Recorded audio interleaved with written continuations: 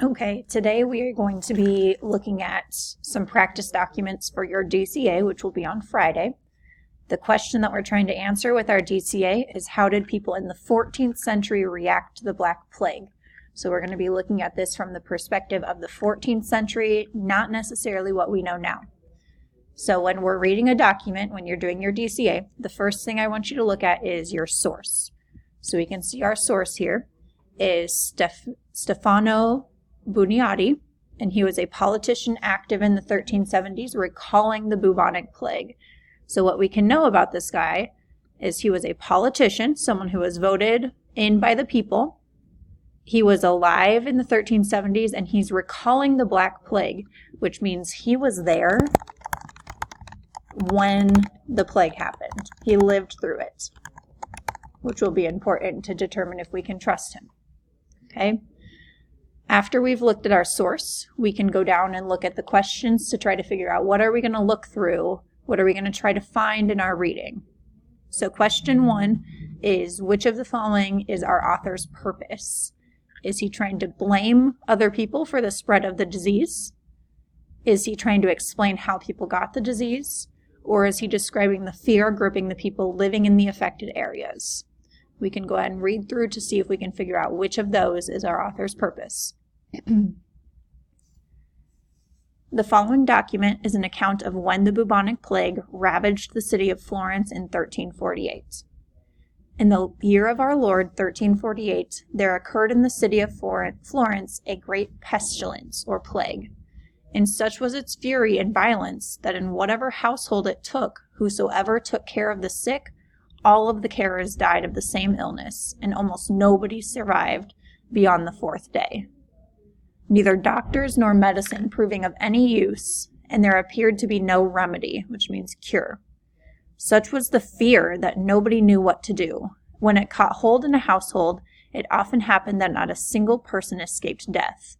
And it wasn't just men and women, even animals such as dogs, cats, hens, oxen, donkeys, and sheep died from that same disease and with those symptoms, and almost none who displayed those symptoms, or very few indeed, affected a recovery or survived.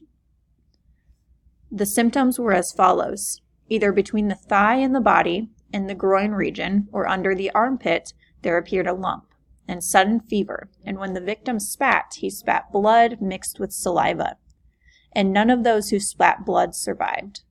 Such was the terror this caused, seeing it take hold in a household as soon as it started. Nobody remained. Everybody abandoned the dwelling in fear and fled to another. Some fled into the city and others into the countryside. No doctors were to be found because they were dying like everybody else. Those who could be found wanted very high fees before entering the house, and having entered, they took the patient's pulse with their heads turned away. So going back to our questions, looking at the author's purpose, I didn't see anything that showed the author was trying to avoid blame. He's not trying to say he didn't cause the disease or someone else did. He doesn't really know yet how people are getting the disease, so he's not explaining how they're catching it. But I did see a few quotes that show the people were fearful. They were scared of how the plague was affecting their lives. So I believe C is the correct answer. Question 1B says, provide the best quotation from the document as evidence to support your answer. So I need to find a quote that proves that people were scared, the fear was taking over their lives. So I'm going to go back and look through the document to see what evidence I can find that talks about fear or being scared. So here's one quote I'm going to underline. Such was the fear that nobody knew what to do. When it caught hold in a household, it often happened that not a single person escaped death. So this quote shows me they were scared, that they couldn't figure out what to do when people were getting sick. In the second paragraph, I see another quote that talks about fear. It says, such was the terror that this caused, that seeing it take hold in a household, as soon as it started, nobody remained. Okay, so they had terror, they had fear that when it started in a home, no one else would survive. So I'm going to use this second quote as my evidence. So 1B is done. Question 1C says, explain how the quotation you chose supports your answer in 1A. So what I need to do here is explain how does this quote prove that the author was describing the fear. I'm going to write this as a full sentence. This quote supports my answer because the author is stating how terrified people are that when the plague entered a household, everyone would die. They didn't understand what was causing the plague or how to stop it.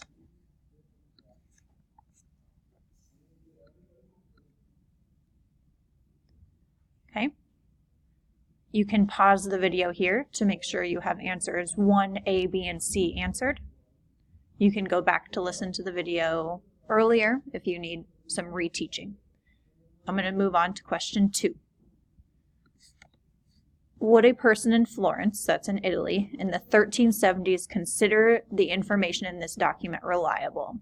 So remember, our source, he was a politician active in the 1370s, so he's alive at that time, and he's recalling, which means remembering the bubonic plague. So that means he was there when the plague happened. So in my opinion, someone living in Florence at this time would trust him. I believe he is a reliable source because he lived through the time period and he's a politician who the people may see as a leader. Question 3 says, would someone living today consider the information in this document reliable? I'm going to say no. Based off of our learning yesterday, we now know what caused the plague and how it was spreading. We learned that the plague is caused by a bacteria and it's spread by the bite of a flea or rat. So this guy was reliable for the time period, but we have new information to help us understand it better. Question 4, what were 3 symptoms of the Black Death recorded in this document? We'll have to go back up and try to find 3 symptoms, 3 clues that you had the Black Death. I know that paragraph 2 starts with the symptoms. The symptoms were as follows: either between the thigh and the body in the groin region or under the armpit there appeared a lump. There was a sudden fever, and when the victim spit, he spat blood mixed with saliva. And it continues to say that once that happened, if you were spitting blood, you would not survive. So I can go back below. Our 3 symptoms were a lump in the groin or armpit, a fever, and blood mixed with saliva. Okay, here's our final question. Which of the following had the greatest impact on the way people reacted to the Black Death? Were they reacting because they were uncertain of the cause of the disease? that there was a lack of treatment or cure, or that the disease was only affecting people living in the cities. I know that this is not true. The plague was affecting people in the cities and in the country. So it has to be between A and B. I think the most correct answer, according to this document, is B. The author mostly talks about how people were scared that when it hit one person, it would kill everyone in the house, so they didn't know how to treat this. So a quote that I think that proves this is in our first paragraph. Such was the fear that nobody knew what to do when it caught hold in a household. It often happened that not a single person escaped death. I think that's the best quote to show that they were scared about the lack of treatments or cures.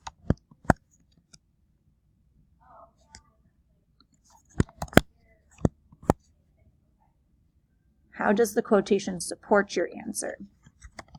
This quote supports my answer because